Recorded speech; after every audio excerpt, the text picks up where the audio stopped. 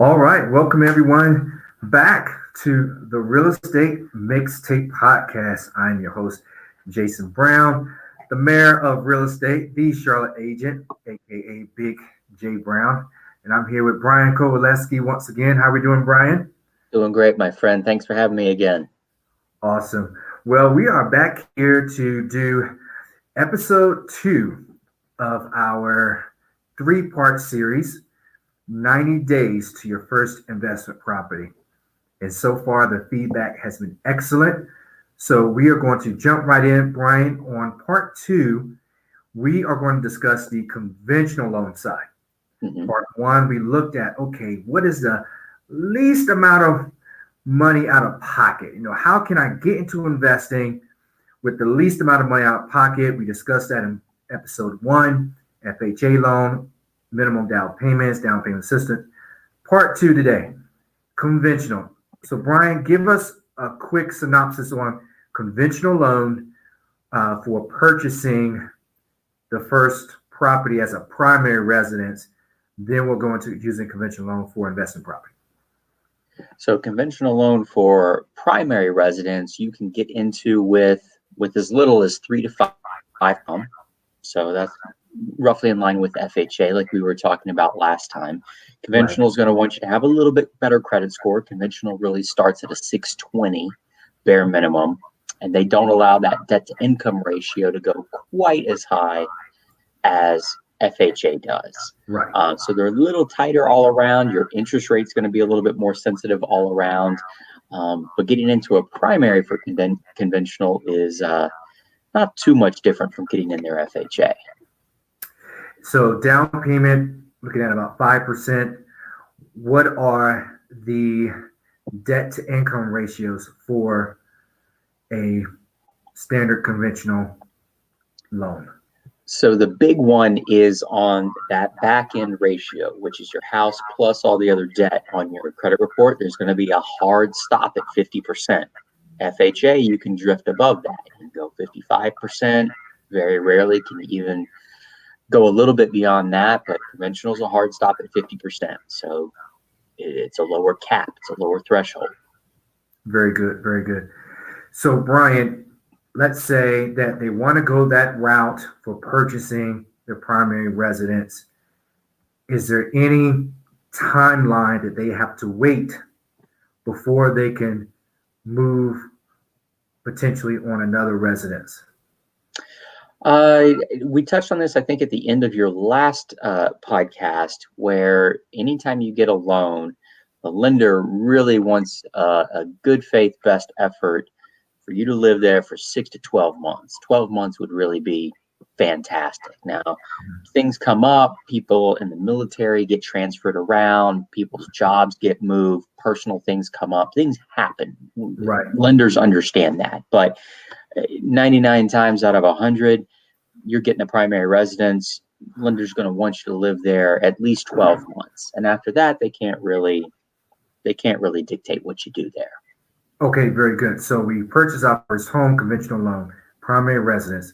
Now we are in a position financially to go after an investment property and give us the down payment that's going to be required for that, and credit score, all that jazz. So the credit score and your debt to income ratio are going to be the same. Bare minimum 620, maximum of 50% on the back end. Your bare minimum down payment on your first several investment properties is only 15%. You don't have to put down a full 20%. And there's some advantages to that. If you're buying investment property, the big thing is how much cash can you keep in your pocket? Because eventually everyone runs out of cash. Doesn't matter how much money you have. Eventually you're going to run out of it. So any way you can minimize what you're paying out of pocket, I'm a big fan of looking at that strategy. People say, well, if I'm only putting 15% down, I'm going to have mortgage insurance. Yes, technically, but you can buy out mortgage insurance. You can buy out mortgage insurance. And usually that's, as we spoke of before earlier today, that's about 0.5% to about 1%. Is that right, Brian? It could be. Yeah, it's going to mortgage insurance, the rate you pay for mortgage insurance, not only on a monthly rate, but also what is it going to cost me to buy it out? It's all going to be based on your scenario. So what is your credit score? How much are you putting down? What is your debt to income ratio? Right. The stronger your scenario, the cheaper it's going to be for you to do anything. Still possible, even if you're just barely squeaking by, it's just going to cost you a little bit more. But correct, to bring up the example you and I were talking about earlier today, if it cost you 1% to buy out the mortgage insurance, that's just an extra fee. It's just an extra sunk cost into the loan. But now you paid only 1% instead of the entire extra 5%, and you still don't have the mortgage insurance. So I like that strategy. It's what I use personally when I'm purchasing investment properties, because I want to keep as much money in my pocket as possible. Right. And that's the objective, right? We're getting into investment to generate revenue, also to gain even in the equity of the property if we're looking to hold versus flip, so that we can actually have a profitable journey for this. Now, very quickly, most have asked the question of, well, Jason, should I establish a company, an LLC, S Corp, C Corp, whatever have you, and how would I be able to buy property through that company? And let's talk about the strategy, Brian, of deeding the property over. That's number one. Number two, what would it take if I created Happy Days LLC and I wanted Happy Days LLC to actually purchase the property? What type of loan type would that be? So it's a good question. It's a very common and popular question. You should have your rentals in an LLC for protection. You know, somebody falls and hurts themselves, you may lose the house, but they can't come after all your personal assets. That's the benefit of the LLC. It's the protection that you get. Because it's limited liability. You're reducing that liability. Correct. Exactly. Right. Like I said, worst case, your insurance is going to have a claim. They may get the house, but then you're done. Then you're out of your issue, and whatever you've personally got in assets, they can't come after that. That's the benefit of an LLC. The trick is Fannie Mae and Freddie Mac, these normal conventional loan backers, they don't generally allow you to take title in an LLC. They want you to take title individually. So if you have Happy Days LLC, you can't buy it and go to the closing table and have it be in Happy Days LLC. It's probably going to be in Jason Brown's name. Right. And then literally 30 minutes later, you could deed it into Happy Days LLC. So it's a quick claim deed. You just transfer it into your LLC. I think it costs another 40 or 60 bucks or something. The attorney files it, and then it's in your LLC. So that's the way that would go.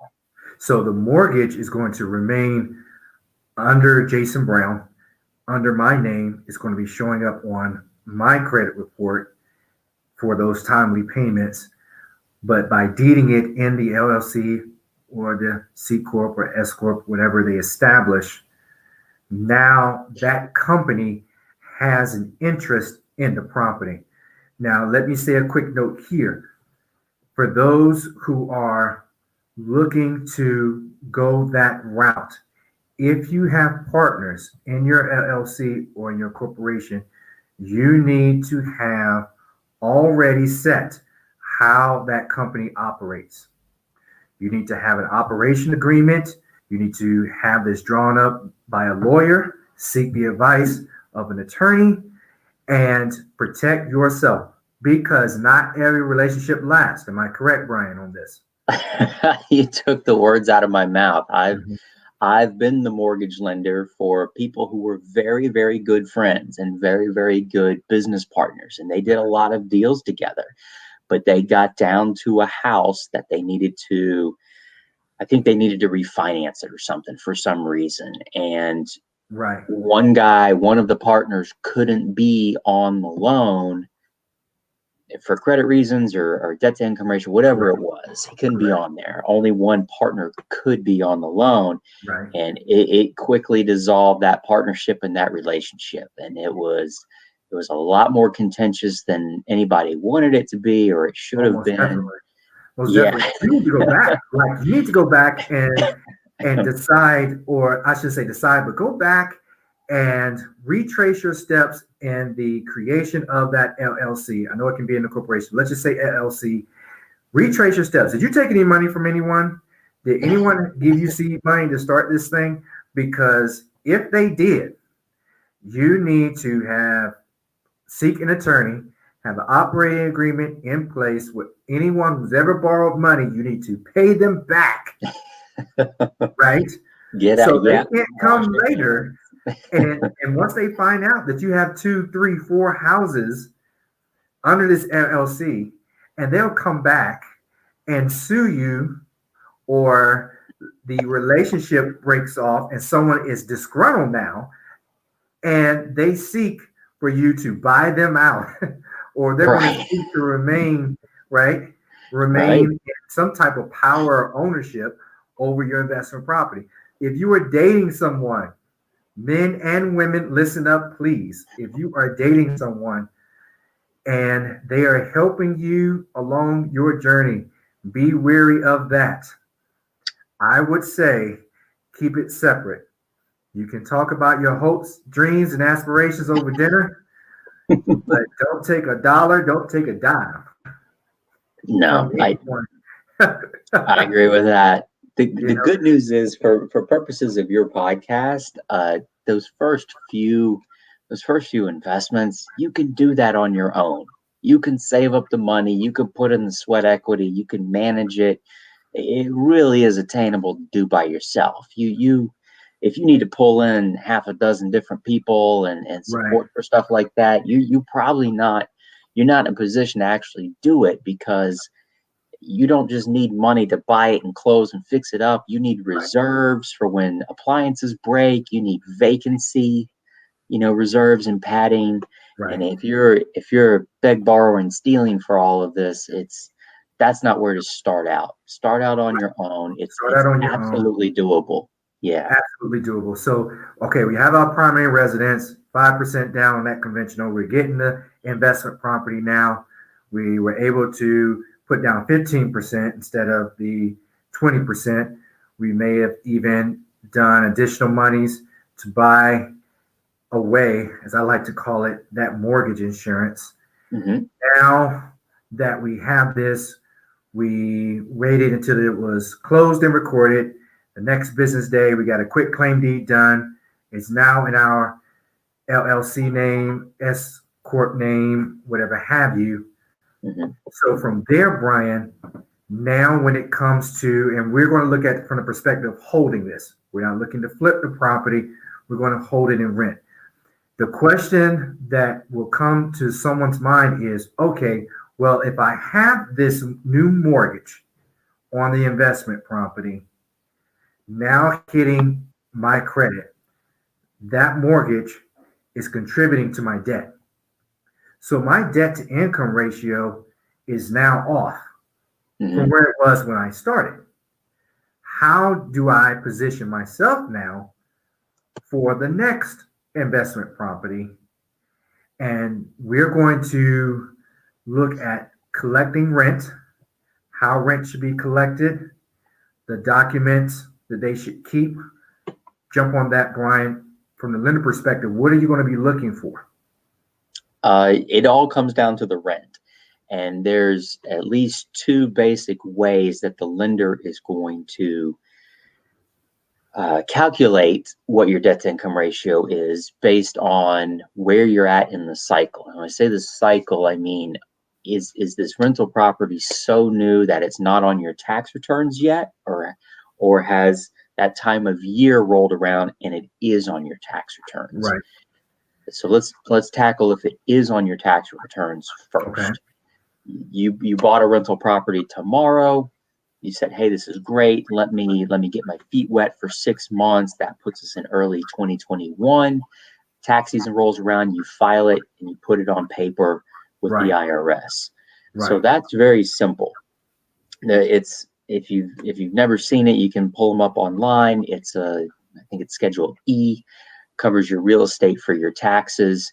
And it's a very simple, very well defined formula that Fannie Mae, Freddie Mac use. And they say, okay, well, you have your rents, you've got your expenses, and your expenses. This is the whole giant benefit of real estate. You can write off a lot of your income Right. on real You can estate, so write make off. sure you're not paying taxes You can on write it. off the interest on the loan. You can write off any repairs, updating you've done.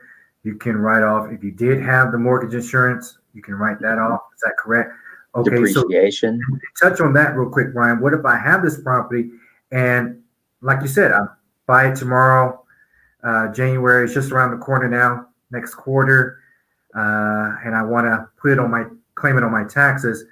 If I start taking all these deductions, how does that affect me on the back end in terms of debt to income ratio and getting the loan for the next investment property?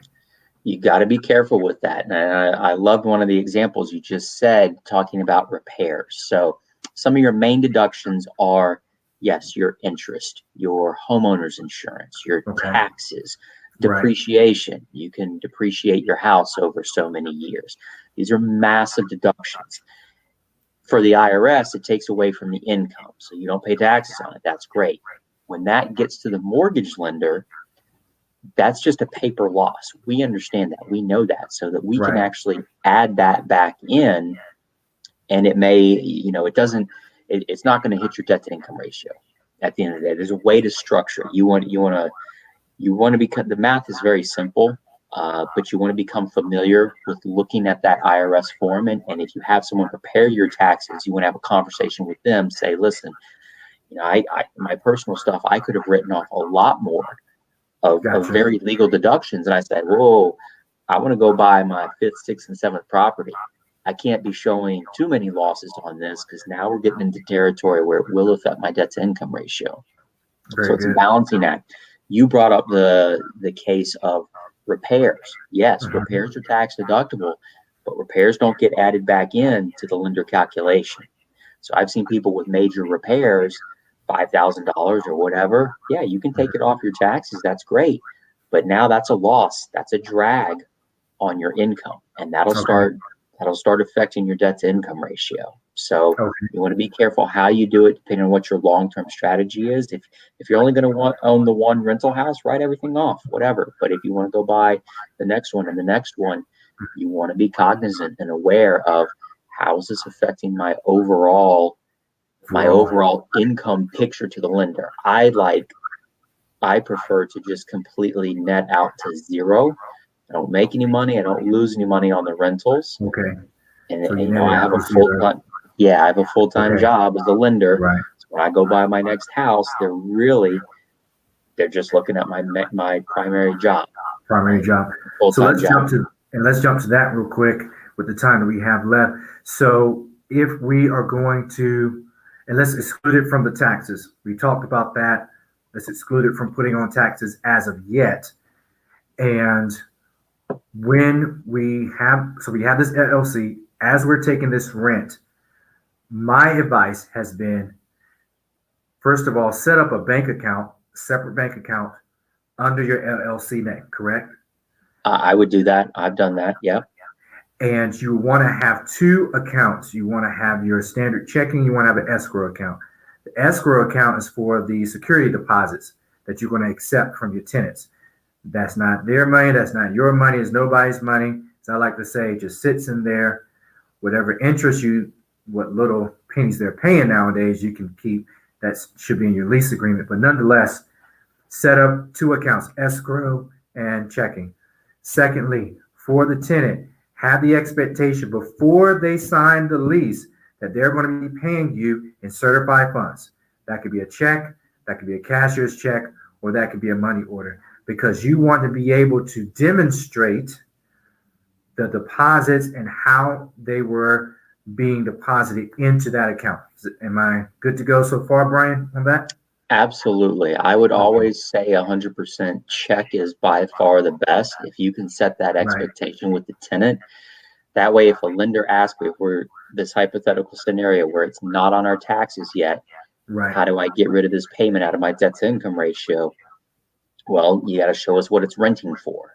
And they're taking 75% of that rent. The lender will allow you to attribute 75%. So if we have a property that we're renting out for $1,000, Mm-hmm.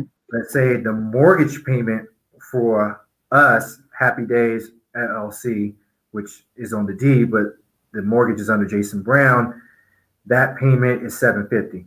Well, that works out perfectly because 75% of the $1,000 in rent that I'm getting from the tenant is $750.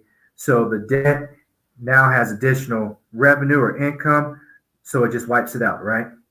100% correct. Couldn't have said it any better. Yep. Okay, very good.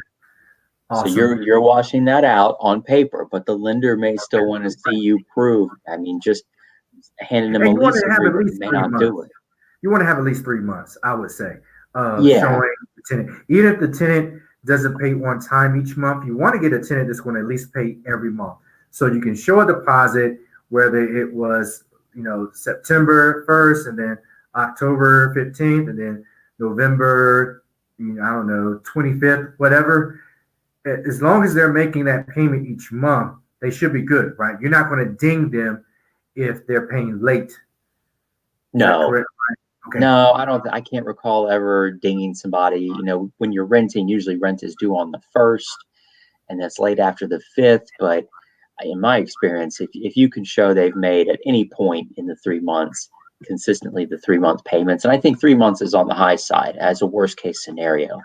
Of course. You may get by with 1 month, but they'll want to see. And again, a check is the easiest thing to pull from that special bank account that you just set up. Hey, Mr. Renter's check for $1,000 a month.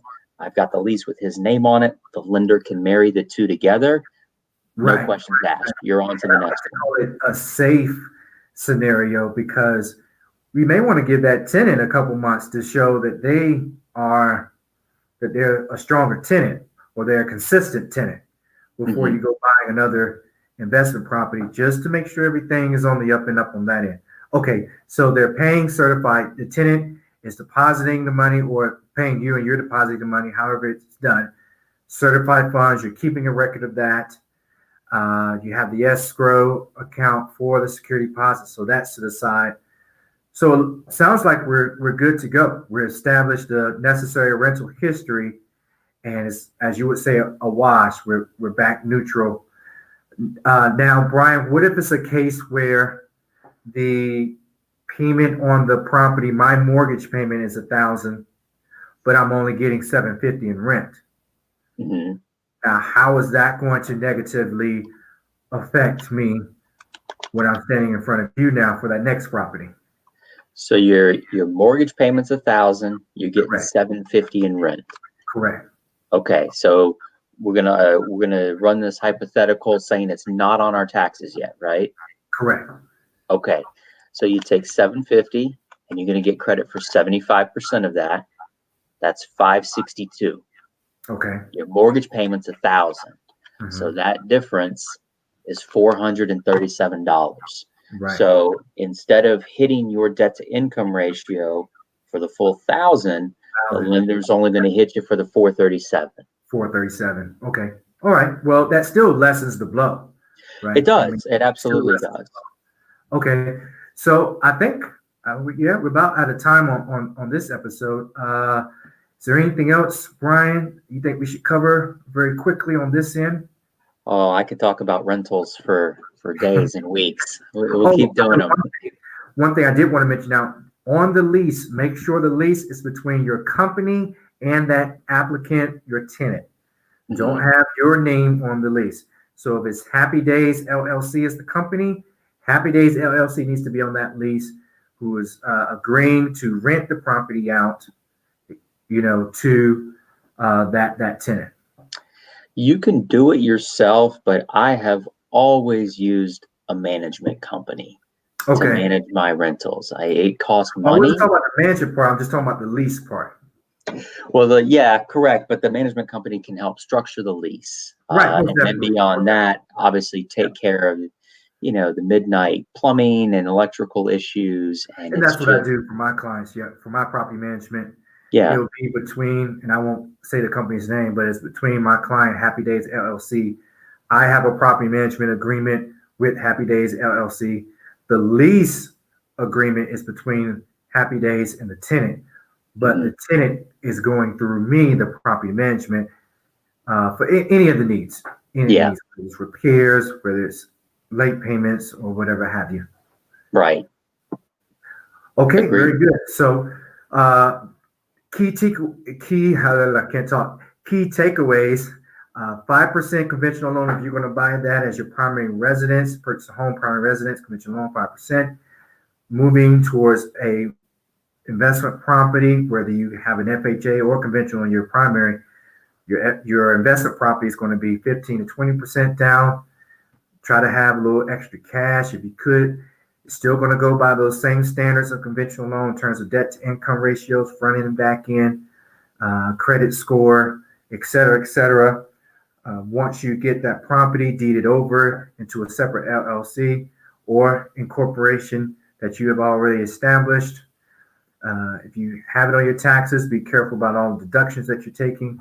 If it's not yet on your taxes, then you don't have to necessarily worry about that part of it. Either way, make sure you set up an account separate from you under the name of your LLC or your incorporation. Have the tenant to pay in certified funds. You want to get that documented, et cetera, et cetera. We good? Yeah, I'd agree with that. I mean, the bank account, you can put it in your LLC's name. It can just be a separate business bank account, but I do strongly recommend have that separate banking account because that's so much protection for so many different people. Number one, especially the IRS. If you ever came back and got Correct. audited for something, Most you just say, listen, here's the rental bank account. Here's money coming in. Here's money going out. There's the accounting for it. It's not, so it just doesn't commingle with your funds. But any way you do it, yeah, get a separate bank account. Awesome. Well, thanks so much, Brian Kovaleski, for joining us again on Real Estate Mixtape. And thank you all for joining us. If you like the information that you've been receiving, and we know that you have because we've gotten great feedback, look us up. This will be on Facebook at the Charlotte Agent. This will also be on the YouTube channel, Charlotte Agent. And also subscribe to our new podcast, the Real Estate Mixtape. You can find that on iPodcast, Spotify, Heart Radio, all the platforms for podcasts. That way you can download your favorite episodes and listen to them at any time. So once again, thank you so much, Brian, for joining us. Thank you, buddy. Anytime. All right. And we will see everyone on the next podcast. Peace. See you guys.